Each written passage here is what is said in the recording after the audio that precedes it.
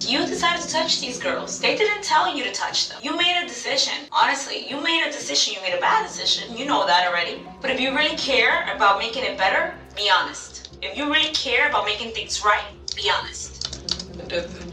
I know you did. Well, I'm just gonna be blunt to you. Your child died from fentanyl poisoning. So why did CYF tell me hypoxic cardiac arrest? There weren't lab results then.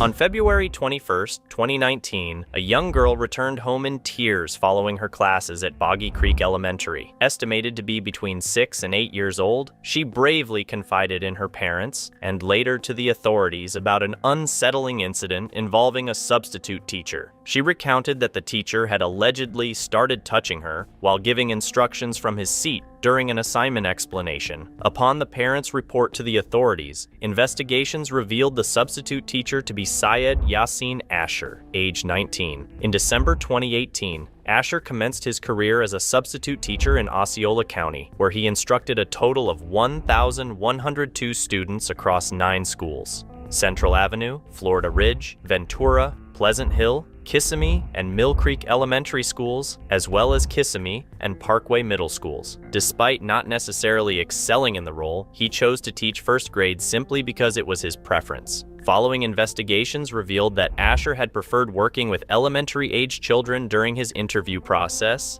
shedding light on his motives. Disturbingly, a consistent pattern emerged across these schools, with reports of his inappropriate behavior towards students. His method involved inviting a student to his desk, using work as a distraction, and then engaging in inappropriate touching with the girls. A 7-year-old student confided in her mother, revealing that her teacher had touched her inappropriately during classes at Foggy Creek Elementary School on 2 separate occasions. The halt to his disturbing actions came about thanks to a courageous girl who spoke up to her parents about her distressing encounter on February 21st, 2019, the very last class Asher conducted. This particular session involved a dual language group comprising 14 students, during which one student approached Asher with a question regarding an assignment. Seizing the opportunity, Asher asked her to come to his desk and proceeded to illustrate something on his notes for her to replicate. While she was occupied with the task, he intrusively placed his hands down her pants.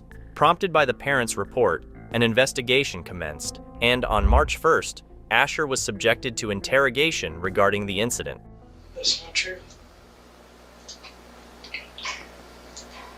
We're gonna go through this again. These kids are all making it up? No. You tell me the whole school's gonna make something up? No, I'm telling you the truth about the other girl, but I don't know about. Okay, maybe a girl. Let me say a girl because I don't even know if you remember her name. A girl. Yeah. On Thursday, she's saying that you touched her butt inside of her pants. No.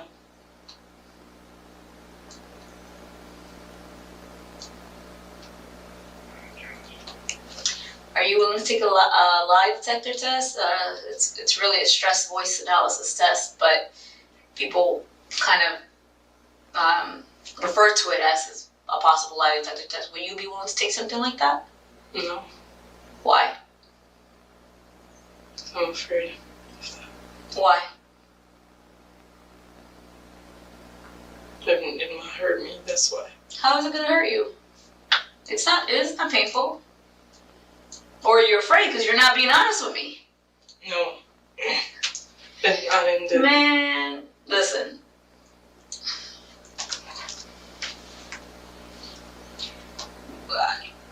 I don't understand why you cooperated with me.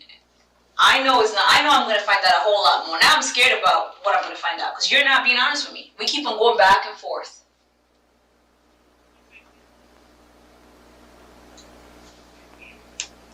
You cried and you told me you were sorry. Yeah. Doesn't seem like you're sorry when you're not being honest with me right now. I have not done that. I don't know, but I did want to. I know that. How else would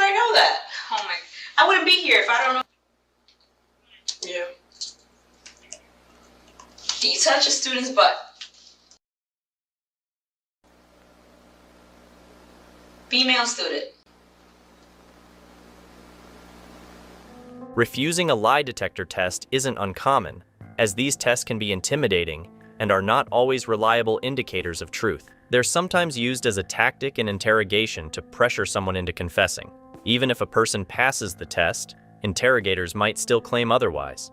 In Asher's case, his refusal isn't necessarily indicative of guilt. On the same day, another detective interviewed Asher at his home, where he stubbornly denied the accusations and became visibly emotional, crying during the conversation. While this emotional reaction might suggest some remorse or inclination to tell the truth, getting to the bottom of the situation might require further investigation and effort to extract the truth from him. Emotional responses during questioning can be complex and might not always align with guilt or innocence. You touched up so many students you don't even know. You don't even remember. You're trying to think, oh, which girl spoke up? That's what it seems like. No. Let me tell you something. And I'm going to be honest. You cried to me. You told me you were a good kid and that you were sorry. Yeah. But you're not being sorry when you're seeing that these kids are denying something. Do you know what these kids go through? No. You know, this other girl that came forward was crying to her mom, saying that something really bad happened to her. You believe in karma? How would you like it if it happened to one of your nieces or nephews? Or you when you were little, or your family members? But you're sitting there and instead of, you're not sorry. You say you're sorry, you're not sorry. Because you're not being completely honest with me. If somebody's truly sorry and wants forgiveness with anybody, you will be honest. You're not sorry.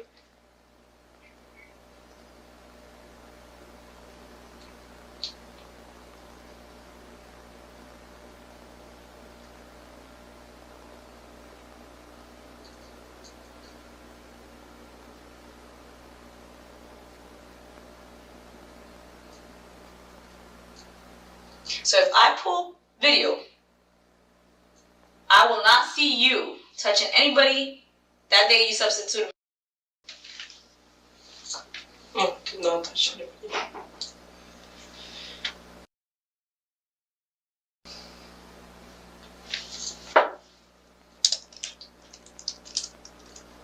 Okay. You want to play that game? That's fine. It's gonna come out. I already talked to you about touch DNA, and this is even worse because I heard you put your hand inside of her pants. Do you think that your DNA is not gonna be there?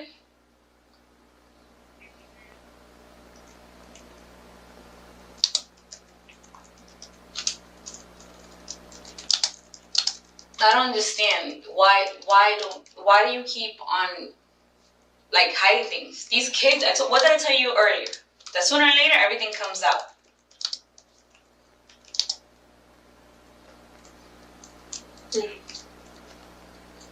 I know this little girl is not gonna just make it up. I know that.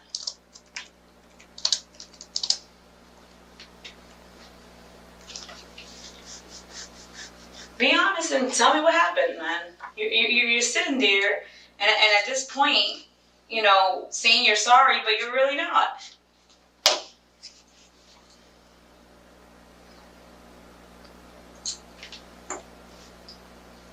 You know I'm gonna find out. You know I'm gonna start pulling surveillance. Now you're just gonna make me work harder for it. Yeah, I really didn't do that. Okay. So some random girl that does not even know the other students is randomly gonna say the same thing that you touch her butt. That is just a coincidence? That's a coincidence? It's a coincidence? It's understandable to feel frustrated when faced with conflicting statements. Asher's denial, despite earlier emotional distress, is confusing. The testimony of several young victims pointing toward him is compelling. The severity of the allegations and the consistency of the victims' accounts can indeed weigh heavily against Asher. However, while the evidence appears damning, Compelling a confession might not be straightforward. It's crucial to continue the investigation diligently and use all available avenues to ascertain the truth while respecting legal procedures. Forcing a confession could risk a false admission and hinder the pursuit of justice. Do you think that today's my first day on the job? No. Do you think that today you're my first interview? No. You're not fooling anybody, man. Not the judge, not anybody. It's people, they don't even know each other. They're in completely different classes. Today was not even in school. So it's not like she went and told somebody else and they plotted against you. So there's no way.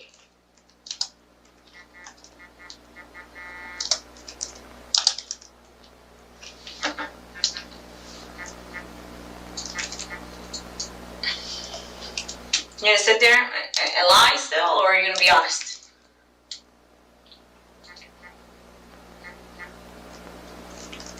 You're not a little kid. You're an adult now. Yeah. And you take responsibility for your actions. You decided to touch these girls. They didn't tell you to touch them. You made a decision. Honestly, you made a decision. You made a bad decision. You know that already. Yeah. But if you really care about making it better, be honest. If you really care about making things right, be honest. I did that. I know you did. Tell me what happened. Oh, that's true about. Inside her pants? Yeah. What is she saying? Something about it's cold or it was cold? Where did that happen? Outside or inside?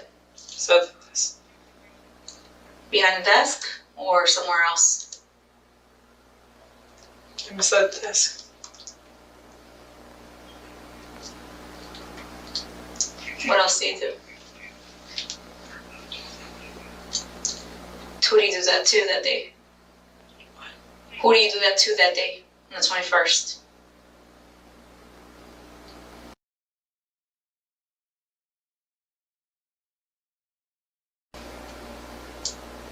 Only one person? Yeah. What was she wearing?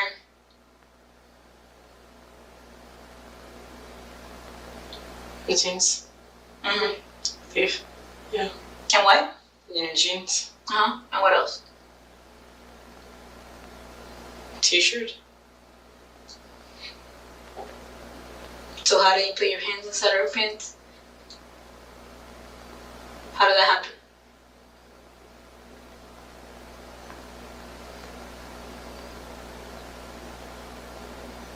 She was wearing a skirt. She's wearing what? A skirt. I think you said jeans.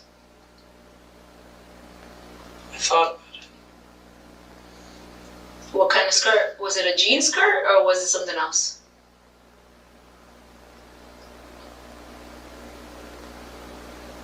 The thing is, he had a jean skirt. Okay, so how did that happen?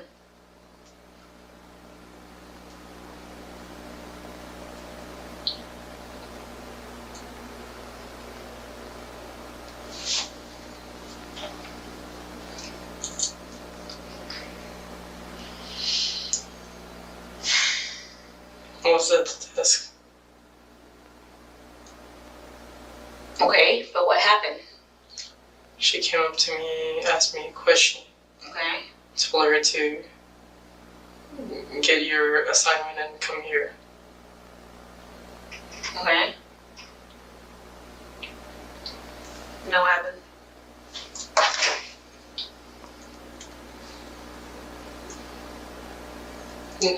And tried to touch her. Mm-hmm. But how? Where do you put your hand? In her back. Mm-hmm. And you slid it down, or was it from underneath her skirt, or was it from above? Once from above. Like that, like you go down? Yeah. And what did she do? Didn't tell me anything. How long did that last for? About 2 minutes, I believe. She just let you? Yeah. How did she look?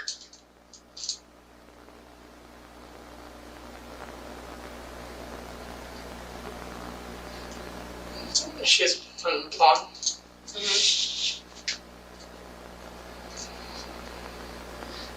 Black eyes. Huh? Black eyes. Dark eyes? Dark eyes. What else? She was wearing a skirt. Are you sure about the skirt, or because you said pants at first? If you're not sure, that's fine. I'd rather you say you I'm don't. not sure. Huh? I'm not sure. Okay. I don't want you to guess if you're not sure. Okay. And then what? That's all I could remember.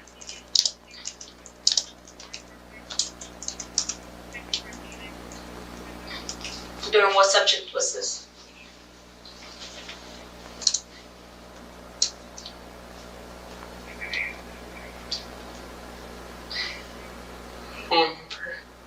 Exactly. I don't remember exactly when was it.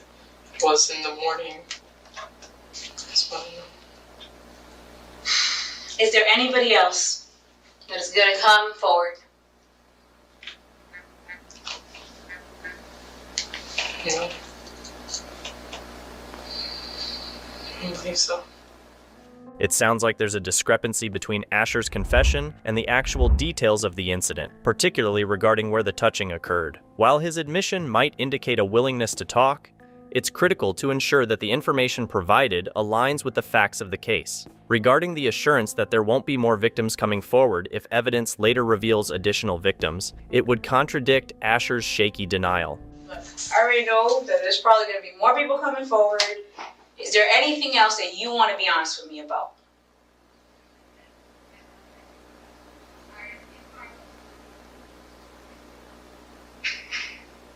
Say, I would say that I did the wrong thing. I wouldn't do it. That you did wrong? Yeah. I know you did. Did you put your fingers inside her butt? No. What do you do when you put your hand inside her pants or skirt or whatever she was wearing? Just touched her. Like what? Show me. Where your hand? On the table. Touched her. You said 2 minutes. Did you leave it there or something else? I left it there. Okay. And while you guys were doing what? Like, was she not saying anything? Were you saying something? I'm trying to understand, like, how does that work? I believe.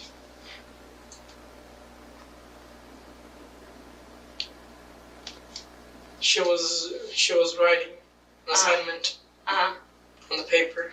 Okay. She was doing it at my desk. So she was just talking to you, and then you. No, she was actually they had an assignment to write. Okay. So she came up to me. She asked me how to do it. So I showed her a sample. Okay. And then she told me I would copy this.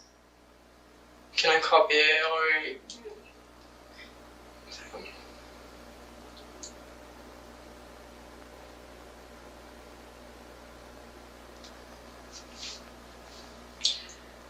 What color was her hair?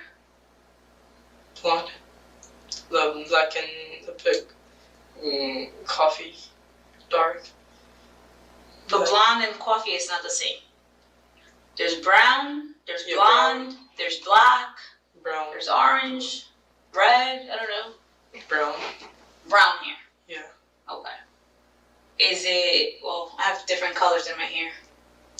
Was it short hair, dark, long hair? Long hair. Long brown hair? Yeah. Okay.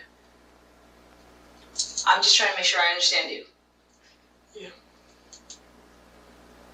I have no more questions. I have a feeling that there's more that you don't want to tell me, but I'm not going to go. I don't know what else to tell you. Okay? Do you have anything else you want to add before I conclude the interview?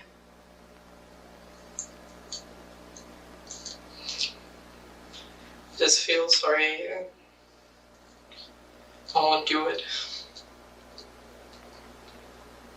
You want to do what? I feel it's a very wrong thing. It is a wrong thing. You're attracted to little girls. Asher's acknowledgement that it's a wrong thing marked the onset of an investigation that revealed a series of disturbing events beyond that initial complaint.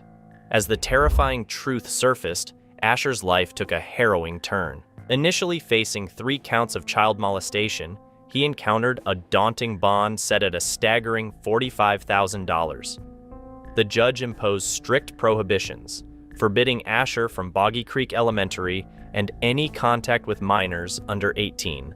Despite fulfilling the bond requirements and temporarily navigating freedom, Asher couldn't escape the mounting charges as more witnesses stepped forward. Eventually, faced with the increasing charges, he surrendered himself and was held at the Osceola County Jail, this time without the option of bail. The investigators, while safeguarding the privacy of the victims, unearthed distressing accounts suggesting the possibility of more victims being impacted by this horrendous case. A parent shared her deeply unsettling thoughts with WFTV, expressing her initial concern. The first thought that comes to mind is, was my kid involved? Alongside other parents, she faced the daunting responsibility of engaging their innocent children in a chilling conversation. They had to gather the courage to sit their children down and ask the haunting question, "Did anybody touch you?" It was a heartbreaking and necessary conversation to ensure the safety and well-being of their kids in the wake of such a troubling situation. Later, a concerning police report surfaced from a victim who faced troubling experiences with her substitute teacher. She described uncomfortable situations where the teacher made unwelcome advances, causing her to feel unsafe. As the investigation unfolded, concerns arose about the teacher's young age of 19, particularly in a county where substitutes as young as 18 were allowed. On March 1st, the same day Asher was questioned, a detective bravely approached one of the courageous girls who shared her distressing experience. Following an initial conversation, a following discussion uncovered more troubling accounts. Soon after, 5 additional girls came forward, each with their own disturbing experiences of molestation. All victims were between the ages of 6 and 8. Detective Stephanie King disclosed Asher's unsettling admissions, stating, he admitted to touching another child at Flora Ridge 2 months ago, though he couldn't recall her name. She also revealed Asher's cold admission of violating yet another child at Mill Creek. The judge, upon learning about Asher's disturbing intentions, was faced with the depth of his actions. Court records indicate that the judge, confronted with the severity of Asher's conduct, decided to impose a total of 16 counts related to inappropriate behavior. Each charge carried a maximum penalty of 15 years in prison. However, rather than facing a potential sentence of approximately 240 years, Asher received a lesser sentence of 8 years. In July of 2021, Asher entered into a plea agreement with the state. The terms of the agreement mandated an 8-year prison sentence, the payment of court costs amounting to $2676, designation as a sexual predator, and deportation following the completion of his prison term. Knowing that steps have been taken to address the situation is a relief. The case involving Syed Yasin Asher, involving around 17 charges, will ultimately lead to his departure from the county and the country by 2029. Let's shift our focus to another case. Jania Pratt, a resident of East Hills, is under investigation following the tragic death of her 18-month-old child, who consumed fentanyl from a sippy cup. So what are you implying? I'm asking. I'm just asking straight up how it got in there. And I'm telling you straight up, I have no clue how it got in there. No clue. In the aftermath of losing her baby, Jania Pratt displayed minimal emotion during questioning. Was this a deliberate act or a result of a profound accident?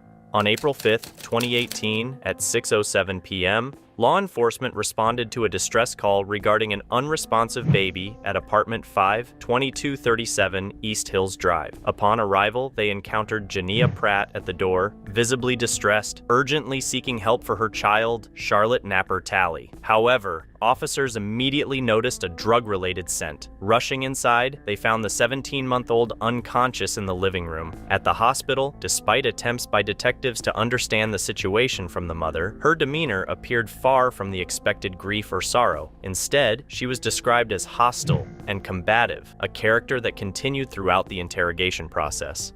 Where did she fall asleep in her bedroom? She came and got up on the couch with me. Mm-hmm. You guys took a nap? We barely fell asleep. By the time I was actually, like dozing off, Miss Vernon was knocking at the door. Okay, and at that time you put her in her bedroom or left her on the couch? At this time, I had picked her up because she was laying with me on the couch. I'm not sure if she was on top of me or beside me at that point. Yeah. I picked her up and I laid her on the couch, and I opened the door and I came to get her off the couch and I put her in her bed. Okay. Did she eat or drink anything?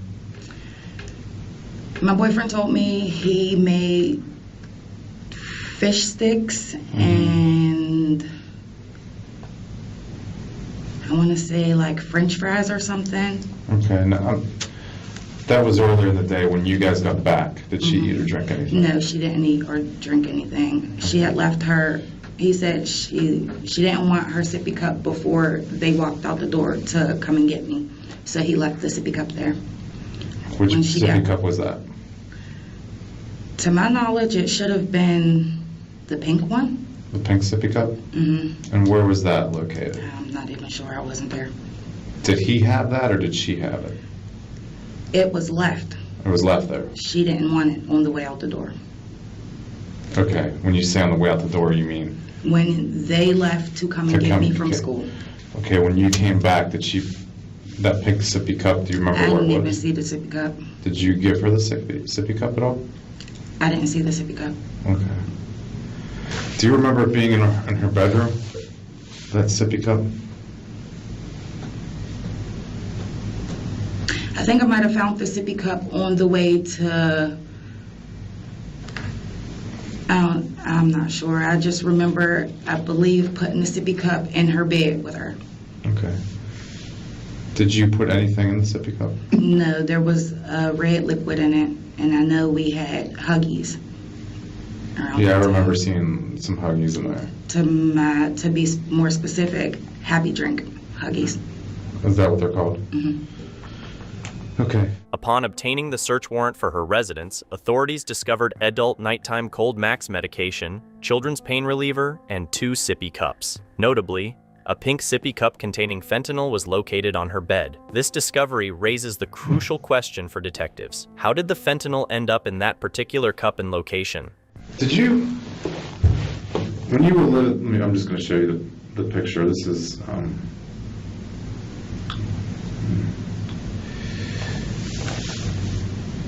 is this the same sippy cup you're thinking of? Mm-hmm. Now, did you have put liquid in there earlier in the day? Yes. You did? Mm-hmm. Okay. Was that the same sippy cup that you put the liquid in? Was it before you went to school, when you got home from school, or? I put a different juice drink in there, and she had a complete fit, and she didn't drink it. Okay. So how the red liquid got in, he changed her sippy cup when he fed her. Okay. He said she drank a little bit and threw it. Okay. Out of that sippy cup?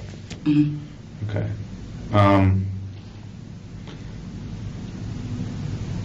When you lived at that address,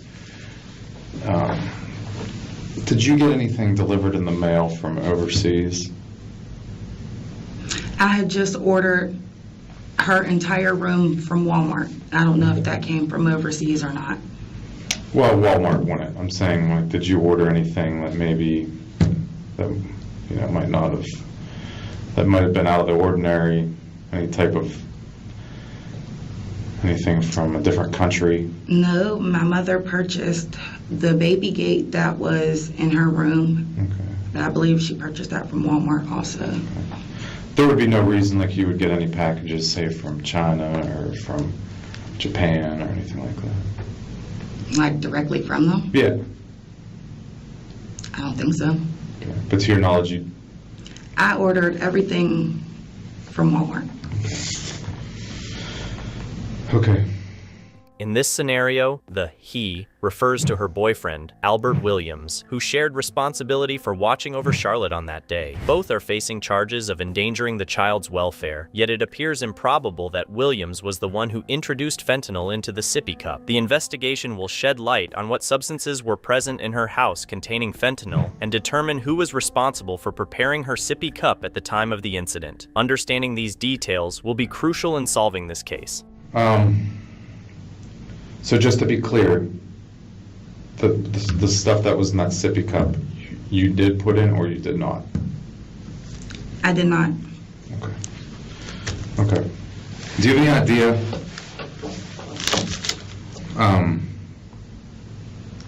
Well, I'm just gonna be blunt to you. Your child died from fentanyl poisoning. So why did CYF tell me hypoxic cardiac arrest? There weren't lab results then. So I'm going to explain this to you, okay? It's conspicuous that when informed for the first time about the confirmed cause of her 18-month-old's death, her reaction lacked any visible response, no change in voice, and no emotional display. What's particularly noteworthy is that this revelation should have been a shocking moment for her. Yet, she seemed unfazed, diverting attention to perceived inconsistencies in the information provided by the police. This stark contrast in her response raises questions about her seemingly detached and monotone demeanor, especially considering the severity of the information disclosed to her. In that sippy cup was fentanyl.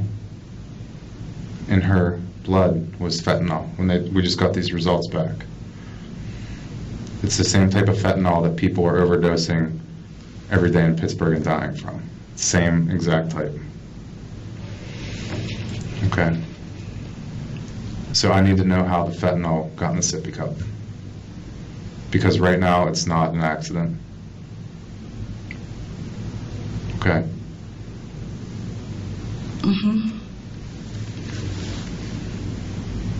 All right, so scientifically, it's impossible for your daughter to put fentanyl in a sippy cup. Okay. Physically, it's impossible for her to do. Scientifically, that's another story. But right now, that's how she died. It wasn't a heart attack. It wasn't any other reason other than she overdosed on fentanyl, which is the same fentanyl that people in the streets are dying on every single day. How'd the fentanyl get in the sippy cup, Janaea? Just straight fentanyl? Yeah. So what is it, like a liquid? I'm not a scientist. It comes in a liquid form, it comes in a powder form. I'm not exactly sure, but what I am sure of is that that fentanyl was put in a sippy cup and there was liquid mixed into it and it was given to Charlotte and that's how she died. So I need to know how that got in there. I have no knowledge to how fentanyl got in my daughter's sippy cup. Okay. Because you realize right now this investigation is taking a whole different turn. Yeah, clearly. And when someone gives someone something and they die from it, it's a homicide. The search of her house yielded drug discoveries, potentially linked to the contents found in her toddler's pink sippy cup. This critical stage blurs the line between categorizing this case as either a homicide or manslaughter. The circumstances surrounding the drugs found within proximity to the child's cup raise significant questions about intent and responsibility, making it challenging to determine the nature of this case definitively. She was poisoned intentionally. Okay, well, Okay. I've been making complaints to my rent office because I've been smelling a funny smell in my house several times returning back to my house. This is since you've moved, or No, this is living in apartment number 5. this is where you used to live? you're Yes. saying? Okay. Well, that still wouldn't explain how it got in the sippy cup. Well, I'm just as clueless as you are. So are you implicating that I put fentanyl in my child's sippy cup? No, but based on this timeline, I mean, there's only 2 people that could have put fentanyl in the sippy cup. Based on what you just told me about 10 minutes ago. And based on the whole timeline of that day.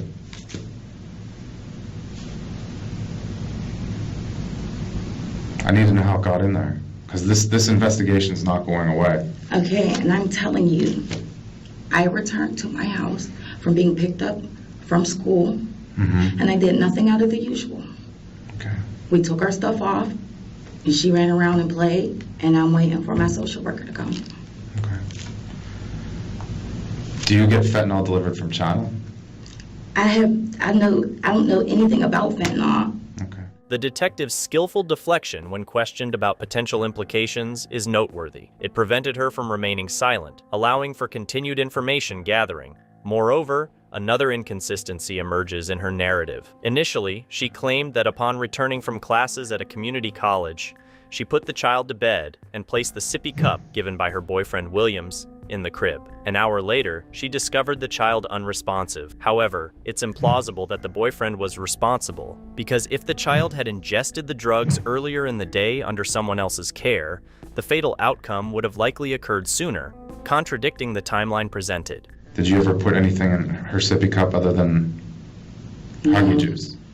She's drank water. She's drank milk. She's drank Kool-Aid, liquids. But have you ever put anything in there? No, I have not. Okay. Other than, I mean, because some parents will give their kids a little bit of, Benadryl or something like that, so they can... no, that doesn't go in a sippy cup because it's supposed to be measured out, and Benadryl's not supposed to be drank. Tylenol's not supposed to be drank over specific amount of hours. It's supposed to be 1 dose, and that's it. Right, I agree with you. But parents... I'm not one of those people Okay. or parents. Okay, that's what I'm asking. And it wouldn't be the first time, okay? I'm just asking. But we have a problem right now. Is that safe to say that there's a problem? I mean, I have to figure out how this got in there, because your baby can't tell me.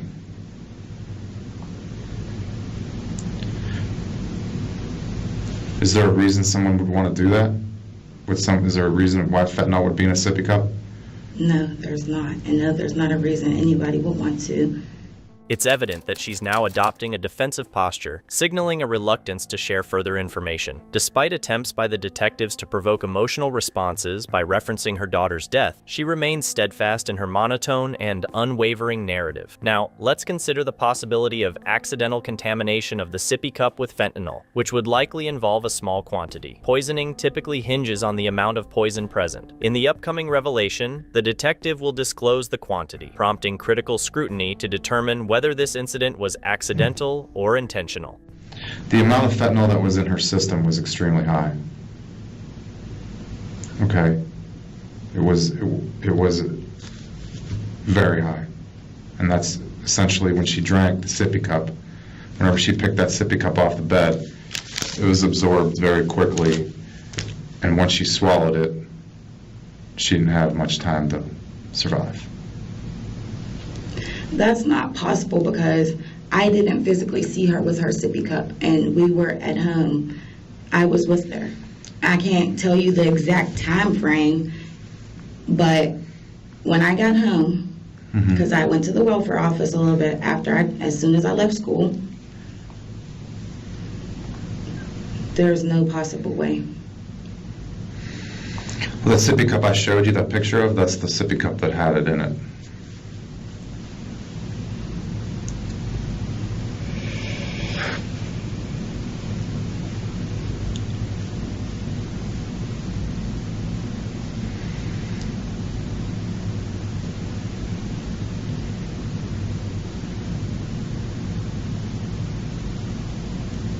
Okay. to step out for a little bit? Let you think about this? There's nothing to think about. Okay, well, I need to step out anyway. All right. But that's why I brought you here, was to tell you exactly what happened and what we found. And, I mean, it wasn't really me, but it was, scientists and, people at the lab that discovered all this, medical examiners, doctors. Okay. Okay, so am I under arrest? No. Are there any more questions? I just want to know how it got in there. That's the big question. I don't know how it got in there. This is news to me like it's news to you. If you had to guess how it got in there, is there any way, any guess you could have? A manufacturing issue with the Happy Drinks? So you think it could have been the Huggy? Yes, and as a matter of fact, I took a sip of those Huggies and it didn't really have a pleasing taste to it. We tested the Huggies. No fentanyl. So what are you implying? I'm asking. I'm just asking straight up how it got in there. And I'm telling you straight up, I have no clue how it got in No there. clue. Is this something your boyfriend would have done? He has kids of his own. Why would he hurt my child? Well, did anyone else have access to the apartment? Maintenance people, the people who run the place.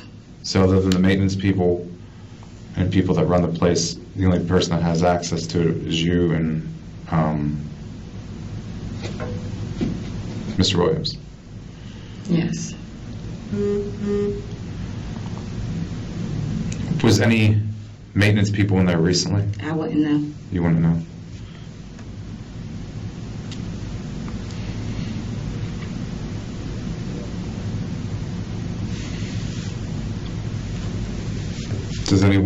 Was anyone in your house that uses heroin? I wouldn't know what people's personal drugs they use. But to your knowledge, No. did you have any people in your house that use heroin? No. Do you use heroin? No. Does your boyfriend use heroin? No. Other than smoking weed, do you do any other drugs? No.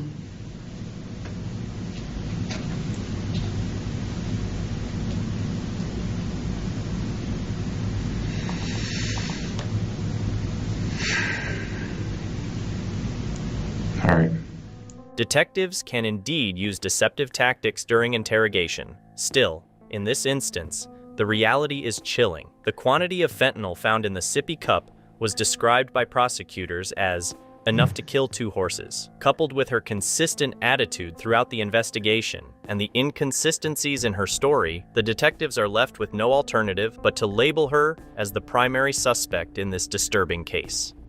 Well, it's my job to find out how this got in there. Okay, at this point. And this isn't going to go away. This investigation is not going away until I find out. When you Okay? find out, you let me know. I definitely will. Any further questions?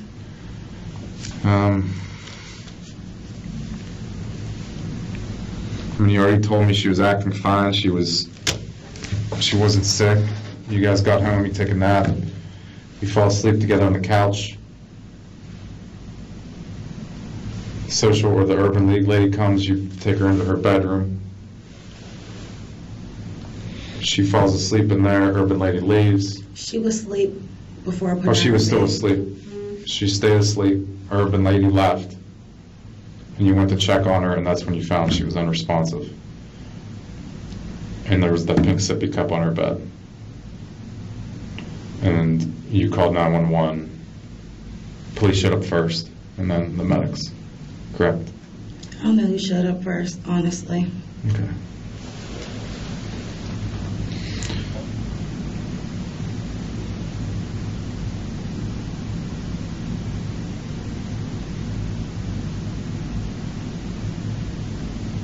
I really want to know why your baby had that large amount of fentanyl in her. I would too.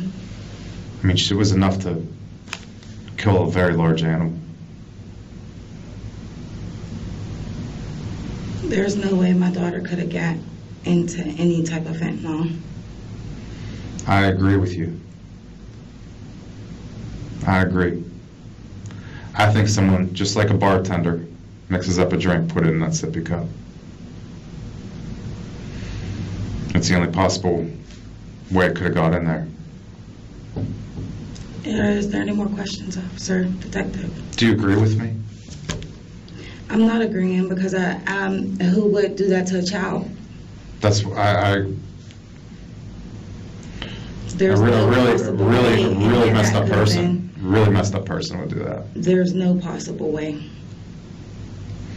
Well, got in there somehow. And the amount of fentanyl she had could have killed probably 2 horses that was in her system. Okay. Any more questions? No. Am I under arrest? No. Can I go? Sure.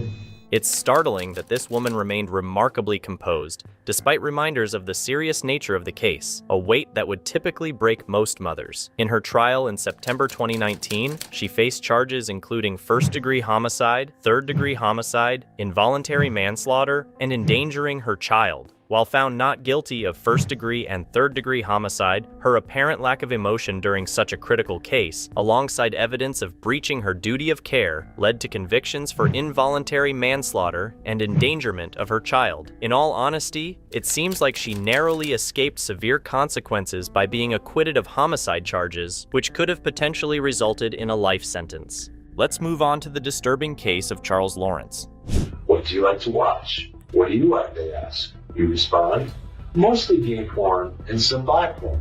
What do you watch, you ask? Yes, sweet. I like gay porn, DP, and ATM. You ask what's ATM? This was a text conversation between a 13-year-old individual and Charles Lawrence, age 60. Lawrence engaged with the younger person on Grindr with the intention of having a casual encounter. Unbeknownst to him, the 13-year-old was part of a sting operation coordinated by former Dateline NBC reporter Chris Hansen. This video provides insight into the subsequent interrogation of Charles Lawrence, diving into the unsettling nature of their chat and Lawrence's unconvincing explanation.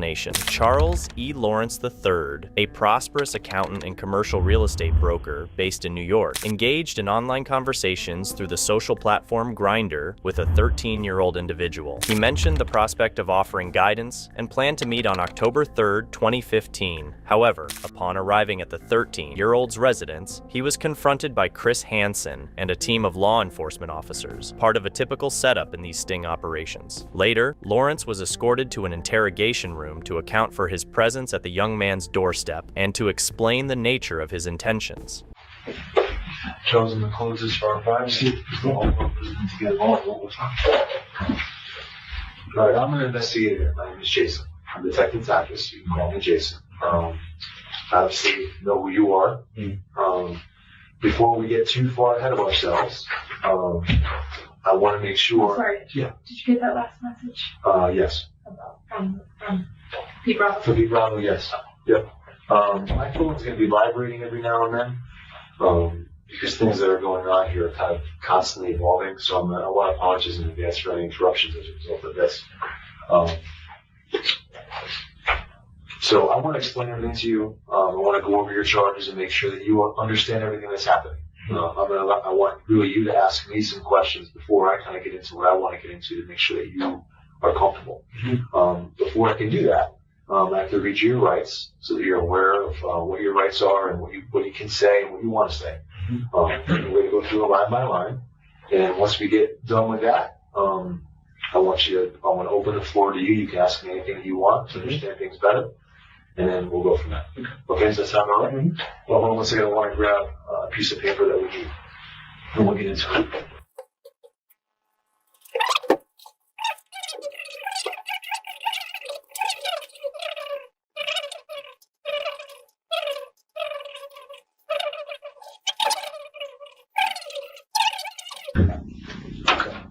Now, first and foremost, are you aware of what your charges are? Have they been explained to you? You are, okay. Do you have, no, you're not, okay.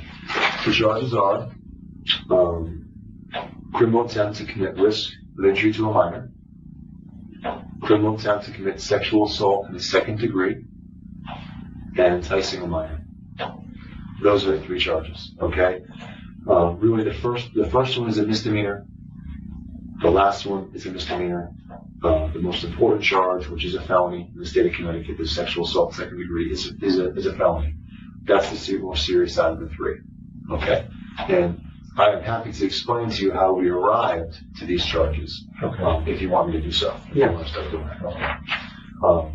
You obviously arrived at a house today to meet with somebody. Right. I have access, and actually have on my phone, it was sent to me, all of the communication between you and that individual that you were believing to be meeting. Okay. Really? Right. They were believing to be based on your communications back and forth. Right. Obviously, you recall having communication with someone, Right. And obviously you did arrive at this predetermined destination, right? Right. Okay.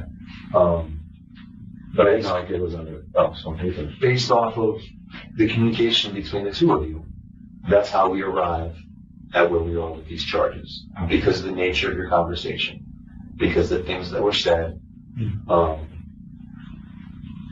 Is it your understanding you were going there to see and talk to a 13-year-old? No. Right from the start, he strongly denies any intention of meeting a 13-year-old, despite clear evidence of engaging in such conversations. While it might seem like an unmistakable situation, let's allow him to present his defense before drawing final conclusions. You would never go to meet someone that age. I want to kind of leave it to you if that's the case, and just kind of walk me through how you arrived there and what your intentions were. I thought he was 18. Okay. Okay, so you thought you were being an 18-year-old? Yeah, because I was downstairs on my couch. I was at my eye doctor yesterday. I wear contacts. So my eye got scratched. So I can't wear my contacts, so I'm wearing these glasses. And I was downstairs having a cup of coffee, and my glasses were upstairs. And I'm looking. I thought he said 18. I swear to God, I would never, ever in my entire life meet a 13-year-old. I could say to my own self, it's disgusting. Okay. That's not, so consenting adults is a different story. I absolutely agree with you. Consenting adult. And at 18 years old, obviously that's a consenting adult and something that you would feel comfortable with. Is that fair to say? What? Is it fair to say? Oh, yeah, 18 or above. 18 or above, yeah. Right. That's something that's consenting adult, and you're old enough to make that decision. Right. You would feel comfortable with that. And obviously a scenario like that, you would have no concern about law enforcement or anything like that being involved in such a scenario, right? Well, they're capable of making their own decisions. Right. So there's no... Right, I would never... In a situation like that, there's no law enforcement. I would never go into the crime. His claim that he believed he was meeting an 18-year-old, despite explicit text clearly stating 13, is ironic. Especially noteworthy is the message where the 13-year-old asks him not to report it, a detail he conveniently overlooked. This excuse, originating from a 59-year-old accounting and real estate professional, stands out as one of the most comical explanations one could imagine. How did you get in touch with this particular person today? What did you... I think he got in touch with me. Okay, well, how did you guys connect? Grindr. Okay. Is that something that you've used before? Yeah. It is. Okay. And when did you start using it? Have you has it been something that's worked for you in a sense where 6 months ago? Helped you meet people that you want to meet? Is that fair to say? Yeah. Okay. I'm single. Yeah. Okay. So have you met other people utilizing this app that you've ultimately met with and either had conversations with or relations with? Okay. Okay. Socially and yeah. Okay. The one issue that we're kind of running into right now, again, I told you that I have access to the communication, right? And you made it very clear about your feeling as far as being with someone who's, I guess, underage or a minor. What would you consider to be underage or a minor as far as, I think some type of... Anybody under 18. Anyone under 18. Yeah, exactly. The issue that I'm having with that, and look, one of the things I really don't want to do, I don't want to get into this situation where we're doing like a tit for tat, where we're going like line by line through this whole thing. I really just want to talk to you. I don't want My goal is not to embarrass you or belittle you or do the typical cop thing that you see on TV where they're like, look, it's right here. I don't want to get involved. The situation is what it is. We have arrived here and we need to deal with it now. Okay. But to maybe get past this first hurdle, to maybe allow that to happen more, I want to read something to you. And maybe you can explain it to me. Sure. So how do you like Grindr? You ask. And the person answers. They mentioned that they've been kicked off a few times, and you ask why. Right. Why have you been kicked off? They respond, simply age. Then you write back, how old are you? They respond back, swear you won't report me. You respond, of course not. And being a report, meaning people are going to report other people on that. Right, no, I get what you're saying, right. So he says, you swear you won't report me. And you say, of course not. Right. I would talk, I'm just talking, I wouldn't do that, I don't need to do that. Right. I don't want to put words in your mouth, but that's, of course not, that's kind of what that. He writes back, 13. And I can show you, if you want to see. It says 13. I can't read that. Okay. So I thought it said 18. It says 13. Okay. And that's fine. That's fine. You're almost a neighbor, laugh out loud. So what are you looking for here? Blah, blah, blah. And then you go into some other things, which again, we can kind of go back to that. The one issue I'm having with your answer regarding, the 18, right? Because we just went over it. So if you thought they were 18, you would have no concerns. No, because I wouldn't. Some people could say they're 18 and they're not. Right. So, if you thought they were 18, and that's obviously a situation that you feel comfortable with, if you thought that read 18, I've gone as far as to ask them to be friends with us. There would be no reason for you to ask this then. Are you a cop or involved in law enforcement? They respond back, laugh out loud, really? And you write back, gotta be careful. Right. They write back, yeah, man, I get it. So, the problem you're going to have with your explanation is, if you thought legitimately that the person was 18, and you thought that you read the number 18, at that point, from what you just said in your mind, you're really alleviated of any concerns about dealing with a minor or anything like that. That's true. Because, again, people could say they're 18, and they're not. But you didn't say that. You just asked, after finding out, after the age was written, which was 13, you're claiming 18. Right. After that number was written, you move forward with some other back and forth, which I can read. I'm looking to get away from that. Okay. So then you clearly are right. But I do that law enforcement or a cop. I do that with everybody because I don't understand why it'd be in trouble with anybody. I don't understand why you would write that or be concerned about that if in fact you thought you read the number 18. Would be really that. From what we just talked about, that should be, that should be, no, it's not. You clearly said that it was not. That 18 and above, they're a consenting adult and there's no issues there. You clearly, you just said, as long as they're not misrepresenting themselves. Misrepresent, right. But you didn't, that's not what you wrote, that's not what you said, that was not a part of any of your back and forth. Your next step after a few back and forths is, are you a law enforcement or are you a cop? When I walked in, I immediately was going to say, it seems like he's leaning toward persisting with the lie despite being caught. Sometimes, in such situations, people find it challenging to admit the truth or remain silent, so they continue with their falsehoods, prolonging the situation. And he asked me to bring some porn and stuff like that. So I said, when I said I was going to bring porn, I was out of there. There was no way. Okay. I was going to.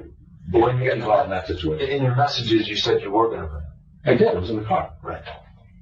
What kind of, what is in the car? What did you bring? It was a DVD. And what's on the DVD? Porn. What's that? Just regular gay porn. Regular gay porn? Yeah. Is it underage gay porn or is it adult? It's adult gay porn? Amateur. I think it was amateur stuff. It's amateur stuff. And, but what the people depicted on there, are they adults or are they underage? No, underage. They're not underage. Okay. I check it out. Okay.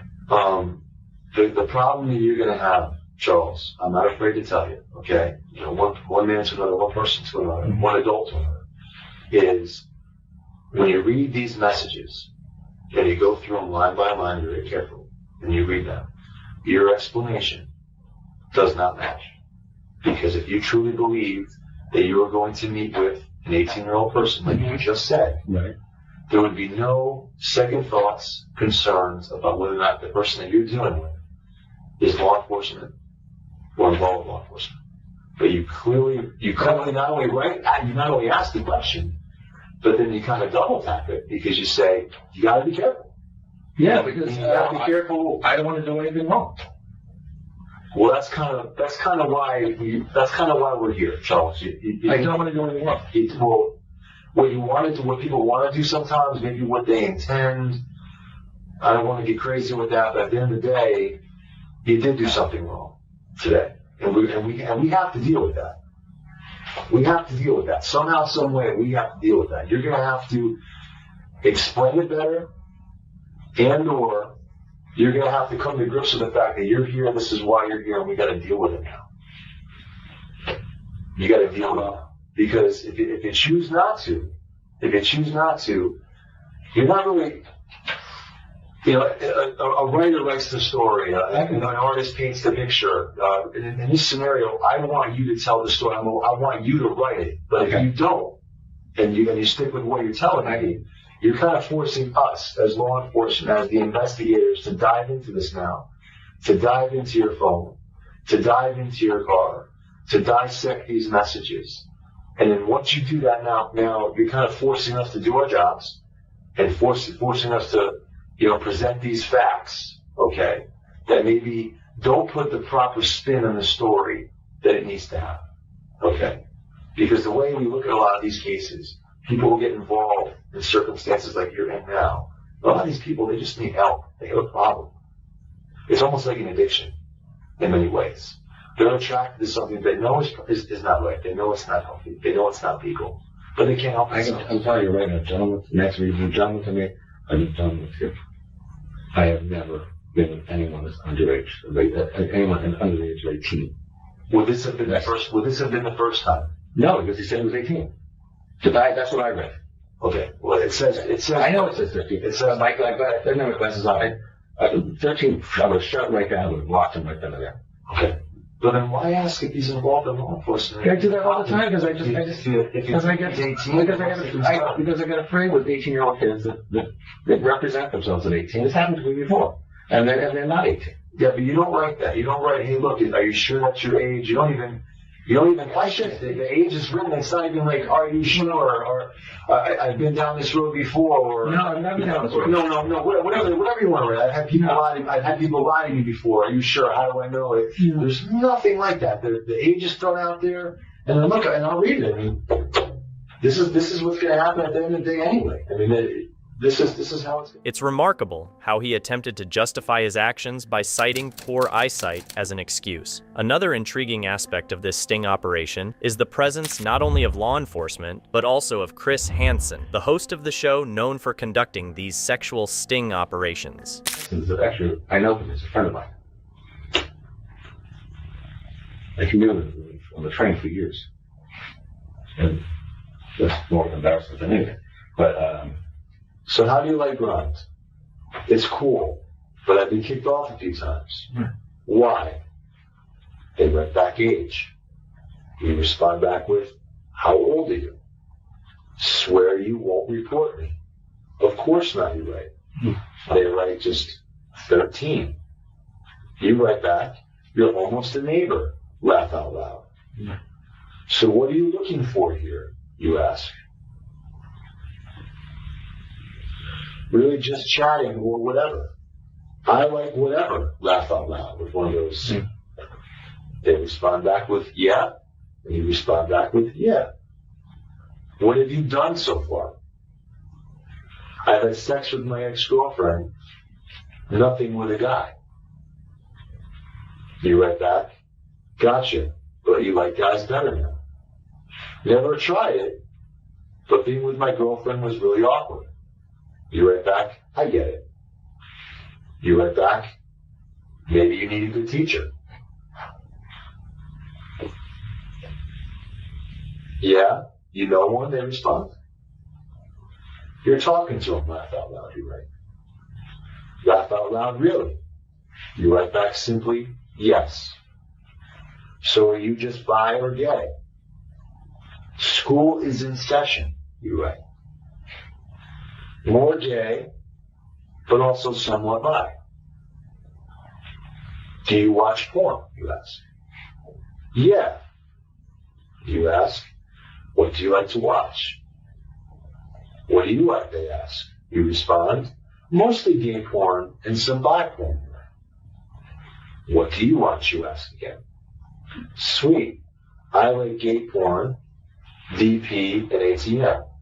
You ask, what's ATM? You write back, DP is so hot. Ask them out. They're explaining what ATM means. Right. You write back, you're getting me hard, laugh out loud. Again, you ask, what is ATM? And then it's back, yes, DP is hot, they're right back. And then you respond, so do you think you're more of a on top? I don't know, I'm willing to learn it. Can you get away? So do you think you're more of on top of a you right. So I mean, well, we're going down this road, and then we get to Dropping on 2018. Right. We get to the law enforcement. Are you a cop or involved in law enforcement? If you think you're talking to an 18-year-old person, why are you asking that? Why are you? Why? Why would you ask? What would you care? I watch TV. Yeah, but what's to be concerned about? What is the issue if it's an 18-year-old person? Like you said, it's a consenting adult. Why would you even be concerned about that? Because I'm super careful. That's all. And I would never have. I could show you that I was at my ophthalmologist yesterday, an eye doctor that I was scratching my head as to why I'm wearing these glasses and why I didn't see that correctly. But you can, I mean, you would never find anything like that in a conversation with a 13-year-old on my phone. Ever. You understand that by reading this, that's not how this reads. It's clearly in there. It's clearly in there. 13. You're not. You don't even. I didn't respond to it. I didn't read it. As soon as it's written 13, you just continue on with wanting to meet and talk about what you want to do and what he likes and what you like. You go right. You go. I go to 18. I just have to keep talking. I mean, 13, I'd be gone. And then as you get close to the part where we're going to start meeting and it's starting to get maybe a little bit more real, we get to, are you law enforcement? Are you a cop?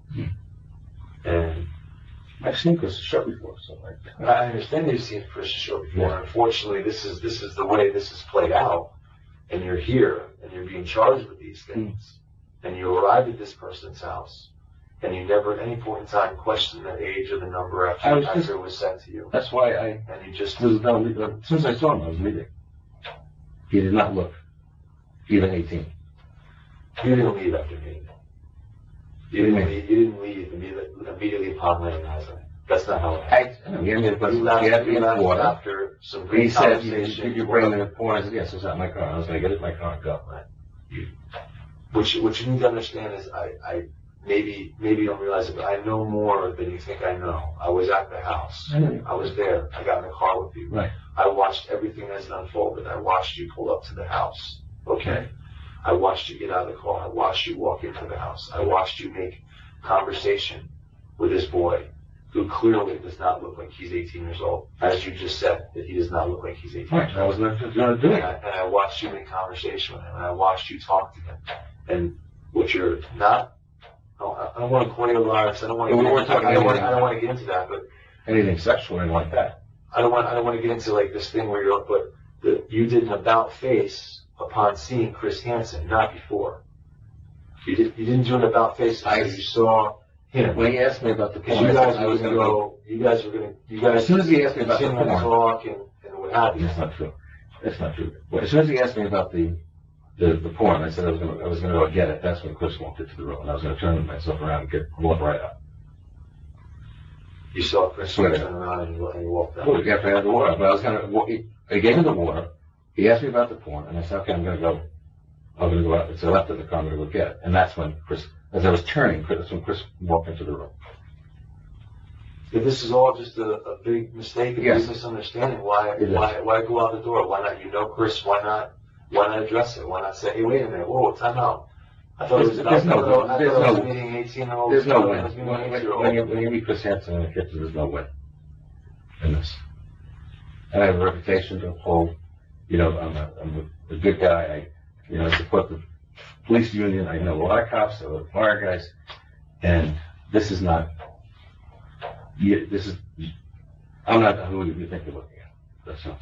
Here's the thing. I don't want there to be any misconceptions, okay? People make mistakes every day on many levels. That was a mistake. On That was a many mistake. levels. But And I didn't know what I was doing. think that's what you made today. But here's the problem. Moving forward, okay? Moving forward from today, okay? You need to deal with this. And the way that you're choosing to deal with it is not meeting it head on. It's not taking care of the problem. It's not addressing the problem. If I need It's throwing a blanket over the problem. to do something about it, I will. And that's not helping you. Well, then I will.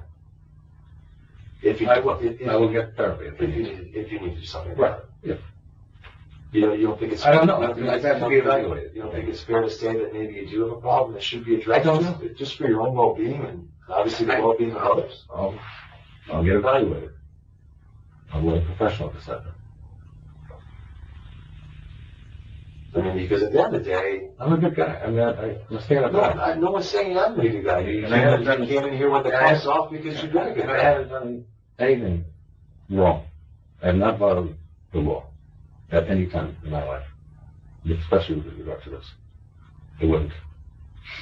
It's against my beliefs. It's against a whole lot of reasons. Okay. I swear, that's my life.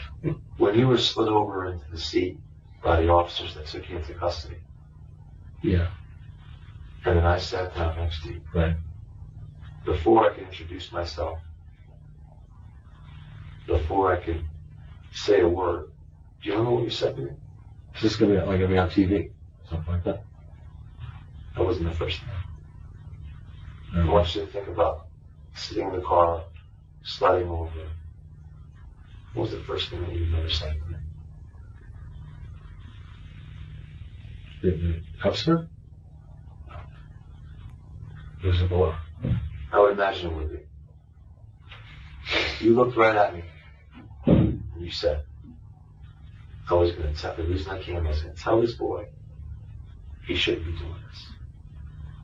I came here. Yeah, as soon as I saw him, yeah. No, you said, I came here to tell this boy that he shouldn't be doing this. Yeah. So if you thought you were meeting an 18-year-old boy Even at 18. for a consensual encounter, which you feel is totally okay, which in the grand scheme of things, based on legality, it is. But if that's the case, then what are you coming there for to tell a boy after having a conversation that you had that he shouldn't be doing this? If that's your goal. It doesn't make any sense. If you thought you were meeting an 18-year-old boy for a consensual encounter because you misread the number, Right. that doesn't make sense with your point of You still shouldn't I be. came here to tell him that You still he shouldn't be doing this. He still should be doing it. He used to represent his parents and was away for the weekend, and he was having people over with him. Do you see how this is playing out? Do you see how the direction this is going? Do you see? I mean, you've been charged. You're here. The things that you've said, and some of the sense that it's making and not making. I mean, can you see that through the blur of all this? Can you see it? I could see what, the circumstance, but in terms of execution, never happened. It's fortunate that the individual he was communicating with wasn't actually 13 years old, as this likely contributed to a less severe sentence. Had the situation involved an actual 13-year-old, the legal consequences might have been more severe, potentially exposing Charles Lawrence, the accomplished New York accountant and commercial real estate broker, in a much more severe light as a pedophile. Remember, it's your curiosity that fuels this channel. Keep exploring, stay inspired, and join us for more amazing content next time.